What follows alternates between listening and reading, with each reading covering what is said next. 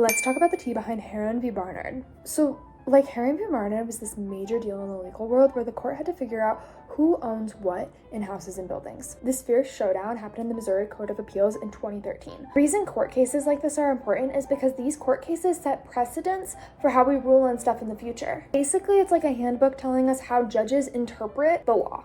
Okay guys, so like picture this. In Kansas City, there's this dude named Charles Barnard who rents out office space to this cool design firm called Boca Powell. David Herron, who's a part of Boca Powell crew, totally transforms the space into a total dream pad with swanky kitchens and all kinds of cool stuff.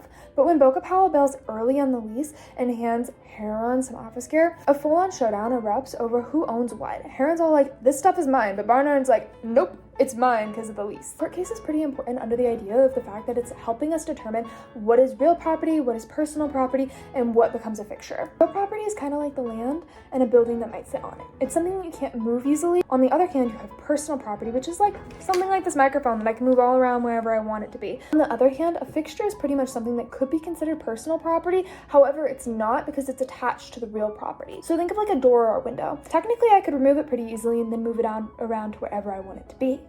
However, because it is like adjacent and important to the building on its own, it's real property. Where area is my chair is personal property because I can move this and sell it however I want to.